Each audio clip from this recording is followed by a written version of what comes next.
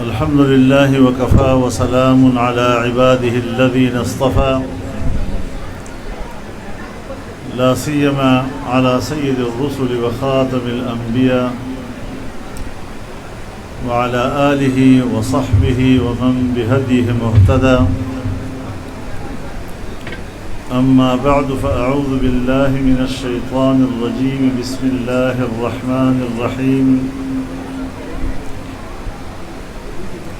إنا نحن نزلنا عليك القرآن تنزيلا فاصبر لحكم ربك ولا تطع منهم آثما أو كفورا. صدق الله العظيم.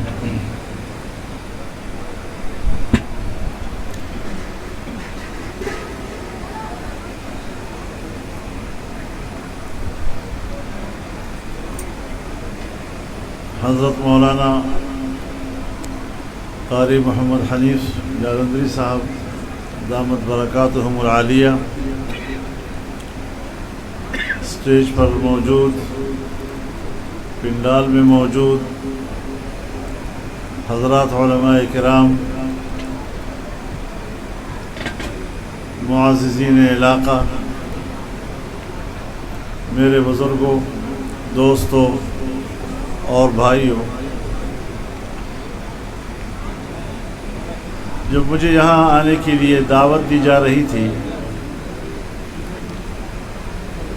تو اس دعوت کا جو تاثر تھا وہ بڑا مختصر چھوٹا، لیکن جب میں یہاں پہنچا ہوں تو اس کا تو حجم جو ہے وہ دعوت سے کئی گنا زیادہ بڑا ہو گیا۔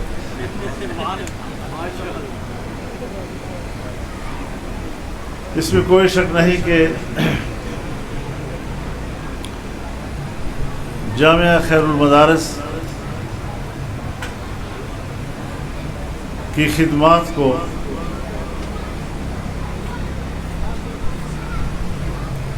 دنیا کا کوئی باشعور آدمی نظر انداز نہیں کر سکتا۔ بہت علماء پیدا کیے،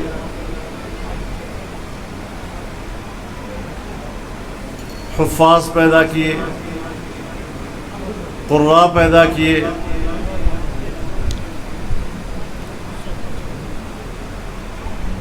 مدینہ منورہ میں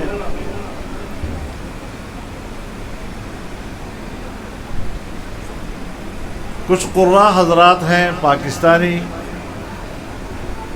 ان کا بھی زیادہ تر تعلق جامعہ خیر المدارس سے رہا ہے۔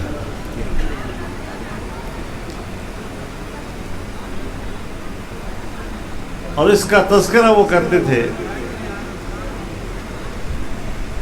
کہ دیکھو ہم مدینے آئے، یہاں حرم میں بیٹھے، ہم نے شاگرد پیدا کیے، اور یہ جو حرم کی امام نماز پڑھاتے ہیں ان میں بھی ہمارے شاگرد ہیں۔ تو حضرت مولانا خیر محمد صاحب رحمہ اللہ نے جس کام کا آغاز کیا تھا، ہم ان کے ثمرات یہاں تک دیکھ رہے ہیں ہماری اپنی زندگی میں۔ تو یقیناً یہ کار خیر ہے، صدقہ جاریہ ہے، اور ہم بھی جب اس ماحول میں آتے ہیں، کچھ وقت بیٹھتے ہیں، تو ہمیں بھی یہ چند لمحات بہت ہی قیمتی نظر آتے ہیں۔ اللہ تعالیٰ قبول فرمائے۔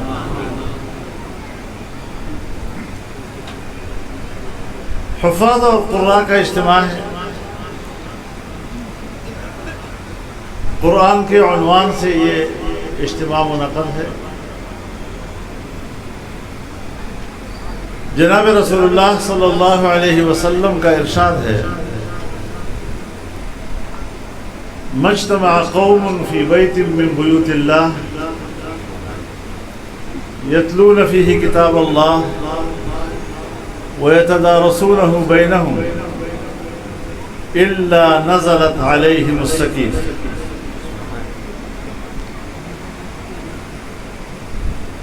جو لوگ اللہ کے کسی گھر میں اکٹھے ہوں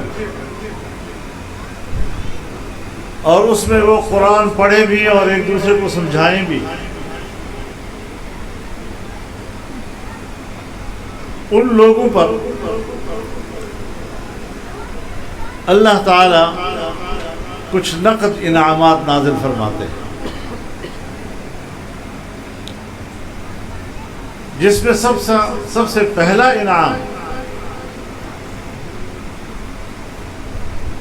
وہ سکینہ ہے۔ سکینہ، سکون، تسکین، اطمینان، طمانینت، یہ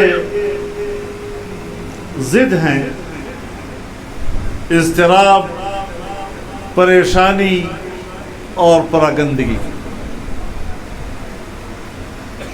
اور علماء فرماتے ہیں کہ سکینہ یہ قلب کی اس کیفیت کا نام ہے جس وقت اس کے اوپر انوار کا نزول ہو رہا ہوتا ہے۔ وغشیتہم الرحمہ۔ اور دوسرا نقد انعام اس مجلس میں شریک لوگوں پر کہ اللہ کی رحمت ان لوگوں کو ڈھانپ لیتی ہے۔ وحفتہم الملائکہ۔ اور ملائکہ ہر طرف سے ان کو گھیر لیتے ہیں،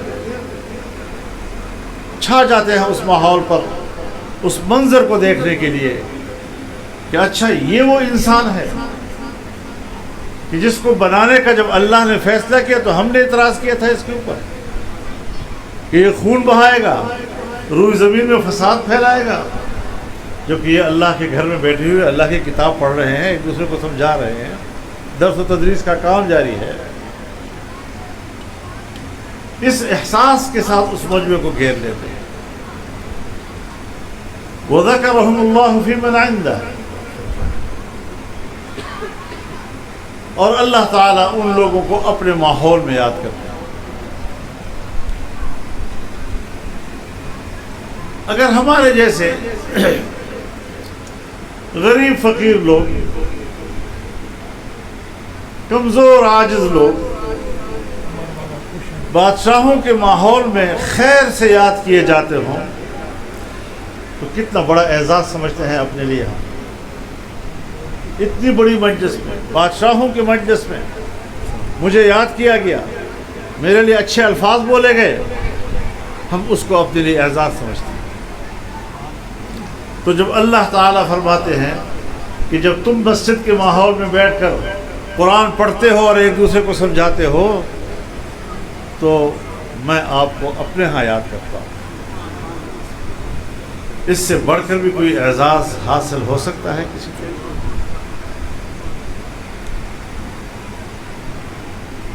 تو یہ اجتماع بھی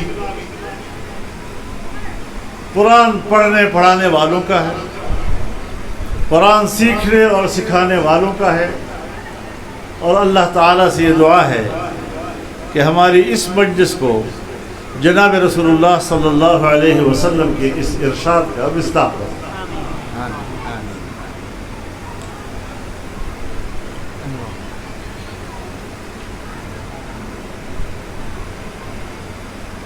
ایسا کہیں بھی نہیں، بدقسمتی سے ہمارے برصغیر کی یہ تاریخ بن گئی کہ یہاں علم تقسیم ہو گیا، دینی علم اور عصری علم۔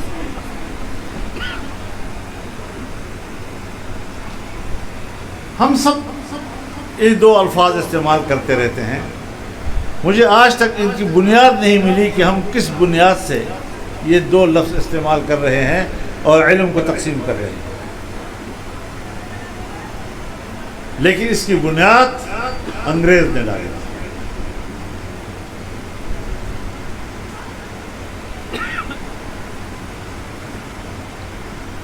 جب علی گڑھ میں سب سے پہلا مدرسہ قائم ہوا،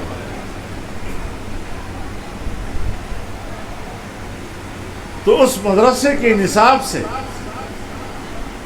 قرآن اور اس سے متعلقہ علوم نصاب سے نکال دیے گئے، حدیث اور اس سے متعلقہ تمام علوم نصاب سے نکال دیے گئے، فقہ نصاب سے نکال دیا گیا، اور برصغیر کی سرکاری زبان تھی فارسی، وہ بھی نصاب سے نکال دی۔ ہمارے وقتوں تک تو ابتدائی کتابیں صرف و نحو کی یا منطق کی وہ فارسی میں پڑھی جاتی تھی، لیکن اب تو سنا ہے کہ ہم نے بھی فارسی نکال دی۔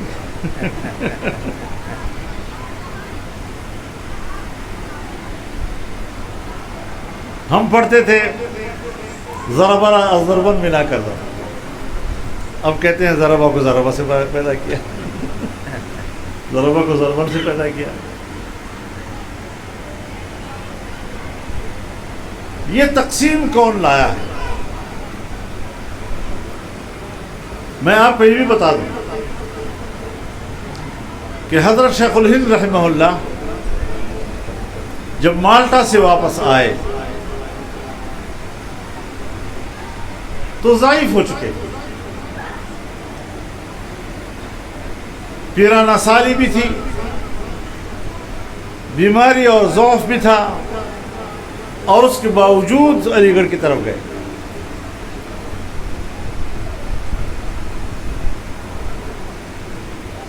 اور یہ تجویز دینے کے لیے کہ آئے ہم نصاب ایک کر،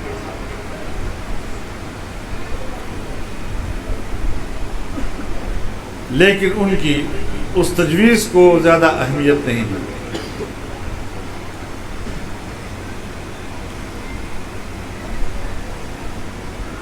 پورے ہندوستان میں وہ نصاب تعلیم پھیلا سرکار کی نگرانی میں، اور جب پاکستان بنا تو بھی اسی اسٹیبلشمنٹ نے اور اسی بیوروکریسی نے اس نظام تعلیم کو من نوعاً برقرار رکھا، اور ہمارے علماء مجبور ہوئے کہ وہ قرآن و حدیث اور فقہ کے علوم کو محفوظ کرنے کے لیے دینی مدرسے کو قائم و دائم کریں۔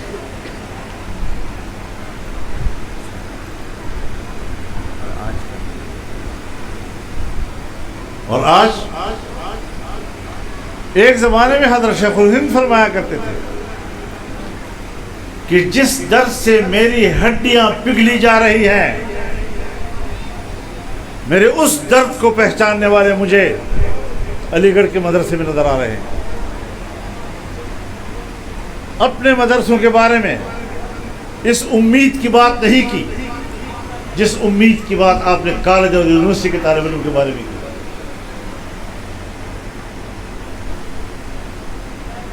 لیکن آج مدرسہ نہیں چاہیے،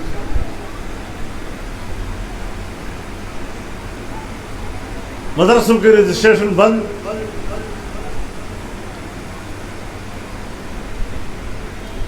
مدرسوں کے بینک اکاؤنٹ بند، چندہ نہیں لے سکتے،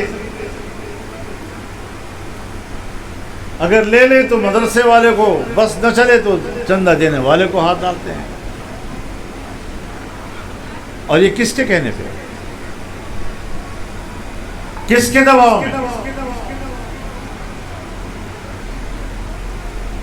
اسی مغرب اور اسی یورپ کے دباؤ میں، اور اسی امریکہ کے دباؤ میں،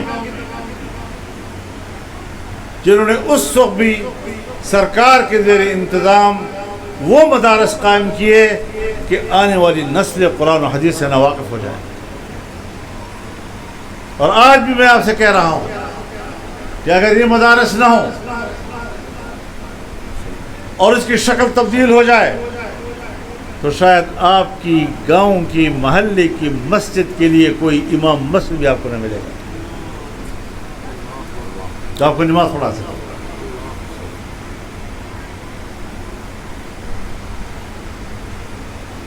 اسلام کی طرف منسوب ہر چیز آج ہمارے ملک میں نشانے پر ہے.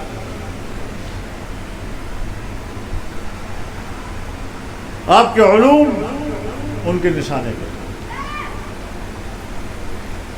اور یہ بات میں بھی جانتا ہوں، مولانا حنیف صاحب بھی جانتے ہیں کہ اس جرم کے مرتکب سیاستدان تو ویسے بدنام ہیں، اس جرم کے ارتکاب کرنے والے بھی ہمارے سب لوگ، وہ لوگ جو مغرب کے اشاروں پر پاکستان کو چلاتے ہیں. اگر وہ کہیں کہ پاکستان کو کافرستان بنا دو تو پھر اسی کو رحمت بنا کر پیش کریں گے. اس مخلوق سے ہمارا واسطہ ہے، ان عناصر سے ہمارا واسطہ ہے.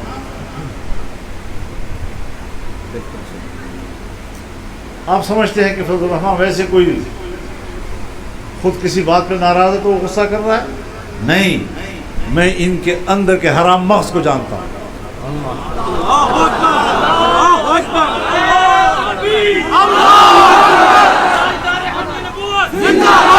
ان کی کھوپڑیوں کے اندر کی غلاظتوں کو جانتا ہوں. بلا وجہ بات نہیں کر رہا ہوں. اگر اسلام کے حوالے سے آج ہم مایوس ہیں یا مایوسی کا اظہار کر رہے ہیں تو انہیں کے ہاتھوں سے. جس طرح کی اسمبلیاں بنائی جاتی ہیں، پھر اس طرح کی اسمبلی میں جس طرح وزیر اعظم بنائے جاتے ہیں،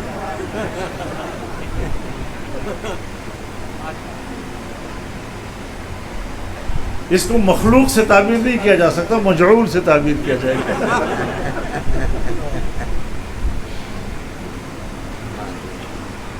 یہ بناوٹی عہدے بن گئے.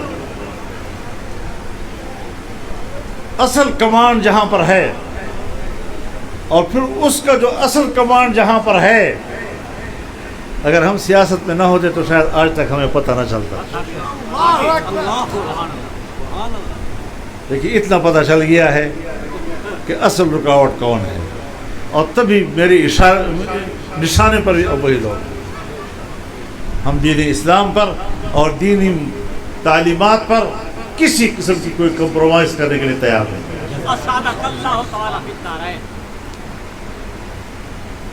ہم زندہ ہوں اور ہمارے سامنے قرآن کریم کے علوم کو دفن کیا جائے، یہ کہہ کر کہ ہم تو دینی مدارس کو قومی دھارے میں لانا چاہتے ہیں.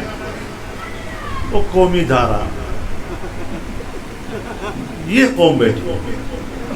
میں اس محلے میں جاتا ہوں، عام گھر محلے کے لوگوں کو دیکھتا ہوں، وہ قوم ہے. دیہاتوں میں جائیں، پبلک جس طرح زندگی گزارتی ہے، یہ ہے قومی دھارا. اب آپ مجھے بھی دیکھ لیں، ان کو بھی دیکھ لیں، ان کو بھی دیکھ لیں، اور اپنے محلے اور معاشرے کے عوام کو بھی دیکھ لیں. ہم قوم سے شمار ہوتے ہیں یا وہ قوم سے شمار ہوتے ہیں؟ ابھی اس جلسے میں ایک پنجابی کھڑا ہو جائے، ابھی اس جلسے میں ایک پٹھان کھڑا ہو جائے، ابھی اسی جلسے میں ایک مولوی صاحب کوئی سندھی کھڑا ہو جائے، بلوچی کھڑا ہو جائے، کوئی تعارف کی ضرورت نہیں. اس کے شکل و صورت سے پتہ چلتا ہے کہ یہ پنجابی ہے، یہ سندھی ہے، یہ بلوچی ہے، کوئی یہ پٹھان ہے. اور ان کو آپ پہچان سکتے ہیں جس لباس میں وہ رہتے ہیں. پھر بھی قومی دائرے میں وہ رہتے ہیں. ہاں، ہم کہتے ہیں ٹھیک ہے، یہ سودا بھی کرنے کو تیار ہے. ہم قومی دھارے میں آنے کے لیے تیار ہیں، تم دینی دھارے میں آنے کے لیے تیار ہو. وہ اپنی جگہ پہ کھڑے رہیں گے، ہمیں کہیں گے یہ ختم کرو، وہ ختم کرو، یہ اس طرح کرو، وہ اس طرح کرو. کیا مجھے اپنے بچوں کی تعلیم کی فکر نہیں ہوگی؟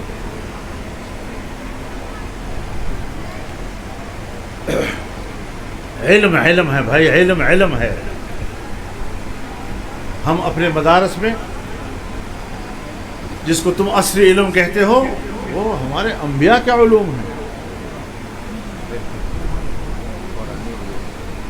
اگر حضرت نوح علیہ السلام کو لکڑی کا کام نہ آتا، لکڑی سے کشتی کیسے بنا؟ اور قرآن میں اس کا ذکر ہے. اگر داؤد علیہ السلام کو لوہے کا کام نہ آتا وہ زنا کیسے بناتے؟ اگر حضرت یوسف علیہ السلام کو ریاضی نہ آتی، علم حساب نہ آتا، کس طرح کہتے کہ وزیر خزانہ مجھے بناؤ؟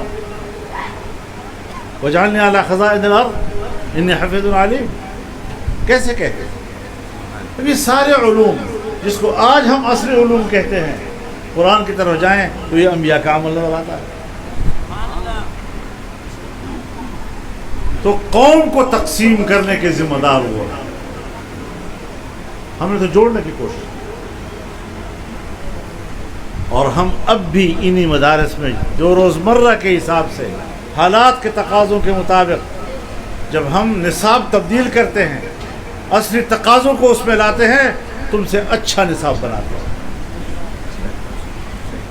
تم سے نصاب بھی ہم اچھا بناتے ہیں، تم سے اچھا پڑھاتے ہیں، اور ہمارے امتحانات کا معیار بھی تمہارے امتحانات سے 1000 درجے بڑھتا ہے. کوئی مقابلہ نہیں کر سکتا ہمارے. اس کے باوجود ہمیں ایسا پیش کیا جا رہا ہے جیسے ہم اولاد کو ضائع کر رہے ہیں. ہاں ٹھیک ہے، ہمیں وہ علوم حاصل کرنے چاہیے کہ ہم ملکی نظام میں داخل ہو سکیں. جب میں اسلامی نظام کی بات کروں گا تو اسلامی نظام کوئی ہوا میں کھڑی چیز تو نہیں، اسے زمین پر نافذ ہونا ہے. اس کو ہٹا دو، اس سے تو زمین پہ نافذ ہونا ہے، دفتروں میں ہونا ہے. اسی کے مطابق ہمارا نظام چلنا ہے، اسی کے مطابق ہمارے فیصلے ہونے ہیں، اسی کے مطابق ہمارے فائل بننے ہیں. اگر اس کے ماہرین ہمارے پاس نہ ہوں اور صرف اسلام کا مطالبہ کرتے رہیں تو اس نظام کو عملی جامہ کون پہنائے گا؟ اس کا احساس تمہیں ہو سکتا ہے یا ہمیں ہو سکتا ہے. یہ کمی جو ہم اسلامی نظام کے حوالے سے محسوس کرتے ہیں، اس کو ہم نے پورا کرنا ہے یا تو نے پورا کرنا ہے؟ تو کیسے ہم ان علوم کا انکار کریں؟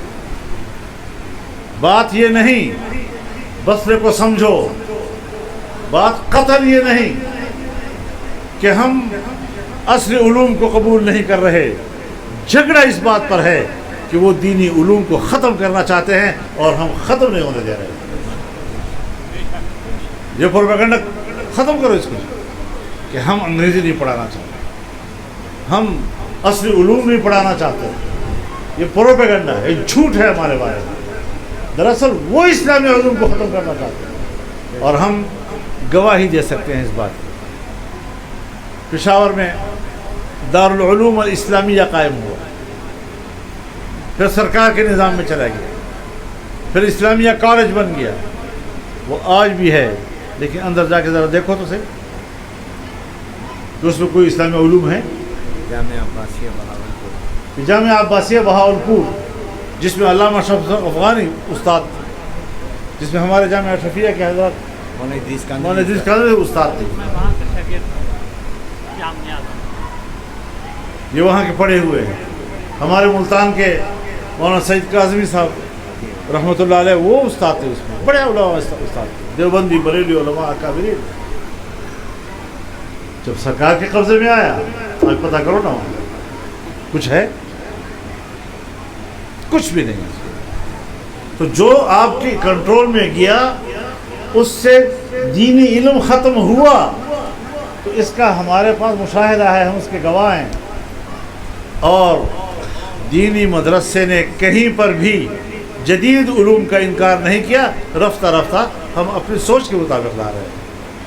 تمہاری نیتوں کو ہم جانتے ہیں، اس لیے تمہارے سوچ کے مطابق نہیں لائیں گے، اپنی سوچ کے مطابق لائیں گے، کیونکہ یہ ضرور ہم سمجھتے ہیں. تو یہ وہ چیزیں ہیں جو اس زمانے میں ہم اس کے مقابلے میں کام کریں.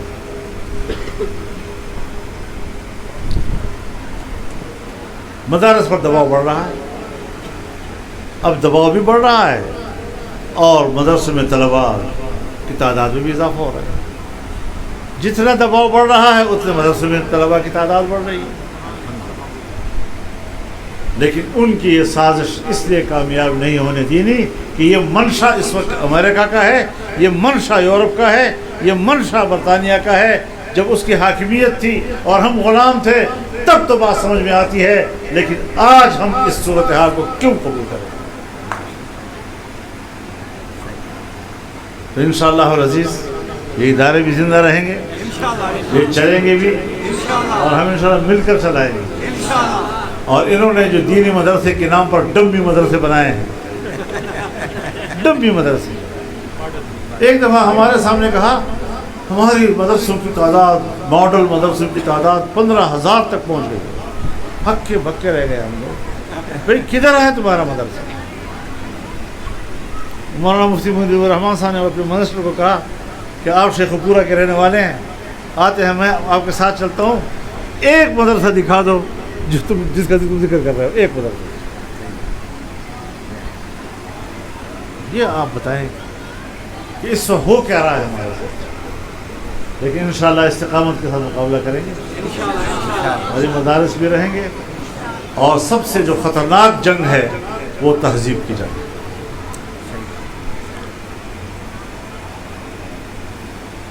تہذیب ہماری چادر، دینی علوم ہمارے ایمانیات میں سے، ایمان کی جگہ قلب ہے۔ اب اندر سے ایمان نکل جائے اور اوپر سے تہذیب کی چادر نوچ لی جائے، کیا رہ جائے گا؟ ننگا تڑنگا معاشرہ بن جائے گا۔ تو ان مدارس نے آپ کی تہذیب کو زندہ رکھا ہوا۔ تم ہمیں لاکھ تانے دیتے رہو، یہ دقیانوسی ملا اور یہ دقیانوسی ملا 500 سال اور 1000 سال ہمیں پیچھے لے کے جا رہا ہے، ان باتوں میں ہم نہیں آئیں گے، کیونکہ ہم تمہارے حرام مغز سے واقف ہیں۔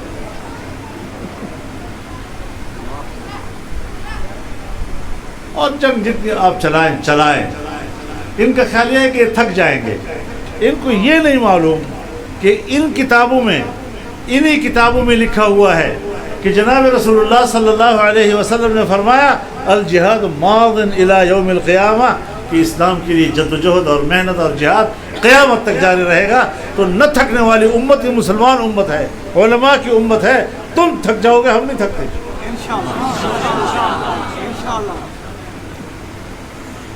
سمندر نے کہا نا مچھلی سے، کب تک تیرتے رہو گے، تھک جاؤ گے؟ تو مچھلی نے کہا کہ جب تک تیرے اندر موجیں مارنے کی طاقت ہے اس وقت تک میرے اندر تیرنے کی طاقت ہے۔ نہ تمہاری موجیں ختم ہوں گی، نہ میرا تیرنا ختم ہوگا۔ آپ کی جرأت کو سلام۔ تو انشاءاللہ العزیز یہ سامنے کی تعریف ہی نہ کیا کرو، یہ کہتا میں حقیقت بیان کر رہا ہوں، وہ حقیقت ہی تو جرم ہے یار، جھوٹ بولو گے تو اور گناہ ہو جائے گا۔ جس طرح غیبت کے بارے میں کہ آپ نے منع فرمایا، تو ایک صحابی نے کہا حضرت اگر وہ حقیقت ہو پھر؟ انہوں نے کہا اسی کو تو غیبت کہتے ہیں، اگر حقیقت نہ ہو تو بہتان ہے۔ تو اپنے دلوں کو ٹٹولیں، تیار رہیں انشاءاللہ العزیز، اور علمی میدان میں، سیاسی میدان میں، ہر محاذ پر انشاءاللہ انہی مدرسوں کے لوگ کام کر رہے ہیں اور آگے بڑھتے جائیں گے، لیکن عوام سے دور نہیں رہنا۔ عوام کی خدمت، اس کو بھی دینی حکم سمجھے۔ رسول اللہ صلی اللہ علیہ وسلم فرماتے ہیں ان للہ خلقا خلقهم بحوائج الناس یفضح الناس الیہم بحوائجہم ہم الآمنون یوم القیامہ۔ اللہ تعالیٰ کی ایک مخلوق وہ بھی ہے جس کو اللہ نے اس لیے پیدا کیا کہ وہ لوگوں کی ضرورتیں پورے کرے، اور لوگ اپنی ضرورتیں لے کر ان کی طرف لپکتے ہیں۔ یہ لوگ ہیں کہ جو قیامت کے دن اللہ کے عذاب سے محفوظ رہیں گے۔ یہ خدمت کرنا، اذا اراد اللہ بعبدہ خیرا یصرف حوائج الناس الیہ، جب اللہ تعالیٰ کسی کے لیے خیر کا ارادہ فرماتے ہیں تو لوگوں کی ضرورتیں اس کی طرف متوجہ کرتے ہیں۔ جو لوگوں کی مشکل کو دور کرتا ہے، حوائج کو دور کرتا ہے، مدد کرتا ہے اس پہ، تو یہ بھی ایک کام ہے اور عام آدمی کو روزانہ اس کی ضرورت پڑتی ہے. یہ کام بھی آپ نے سیاستدانوں کے حوالے کر دیا. جو ووٹ لڑتا ہے وہی کام کرے گا, باقی آپ لوگ ہم فارغ ہیں اس سے. جس کا جتنا ہو سکتا ہے عوام سے رابطہ بھی اسی پہ ہو سکتا ہے, اور جو اسباب ہوتے ہیں انہیں کو استعمال کرنا پڑتا ہے. تو ان کو ہم استعمال کریں گے. انہوں نے تو جمہوریت کو برباد کیا, جمہوریت کو بھی انہوں نے برباد کیا, اسلام کو بھی انہوں نے برباد کیا, معیشت کو بھی انہوں نے برباد کیا. کیا چھوڑا ہے انہوں نے؟ تو انشاءاللہ العزیز یہ ملک ہمارا ہے, یہ گھر ہے ہمارا, اس کو مستحکم بنائیں گے, اس کے ساتھ وفادار رہیں گے, لیکن کسی سے وفاداری کا سرٹیفکیٹ نہیں لیں گے. گھر گھر ہوگا, وطن وطن ہوگا, حب الوطن من الایمان. تو اللہ تعالیٰ اس اجتماع کو قبول فرمائے, ہماری حاضری کو قبول فرمائے. دعا فرما لیں.